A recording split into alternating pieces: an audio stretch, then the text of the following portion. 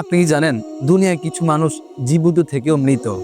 রাসূল সাল্লাল্লাহু আলাইহি সাল্লাম বলেন, যে ব্যক্তি তার রবকে স্মরণ করে এবং যে স্মরণ করে না, তাদের উদাহরণ জীবিত এবং মৃতর মতো। এই দুনিয়ায় অনেক মানুষ বসবাস করে, তাদের মধ্যে অনেকেই আছে মৃত। কারা মৃত? যারা আল্লাহকে স্মরণ করে না, যারা প্রতিনিয়ত দুনিয়া নিয়ে ব্যস্ত, দুনিয়া ইনকামের জন্য, দুনিয়ার এই জোশ, দুনিয়ার এই ক্ষমতা, সম্পদ এগুলো কামাইয়ের পিছনে ব্যস্ত। তারা আল্লাহকে স্মরণ করার ধারে কাছেও না, অর্থাৎ তারা জিকির করে না। আর দুনিয়ায় এমন কিছু মানুষ আছে যারা প্রতিনিয়ত তাদের সময়টাকে আল্লাহর জিকিরে কাটায়, তারাই মূলত জীবিত মানুষ।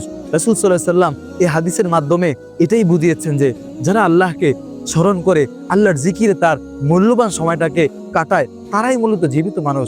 আর যারা আল্লাহর স্মরণ থেকে গাফেল, আল্লাহকে স্মরণ করে না, 5 ওয়াক্ত সালাতে যায় না, নামাজে যায় না, জুমার নামাজও যায় না, তারা মূলত একদম মৃত। তাই আসুন না, যেই আত্মাগুলো মৃত হয়ে পড়ে আছে, আল্লাহর স্মরণে নিজের জীবনটাকে আবার জীবিত করি, মৃত অন্তরটাকে আবার জীবিত করি, আল্লাহর জিকিরে নিজের সময়টাকে কাটাই। ইনশাআল্লাহ আল্লাহ আমার জন্য রেখেছেন আখিরাতে এবং দুনিয়াতে বিশাল বড় মর্যাদা এবং ফজিলত।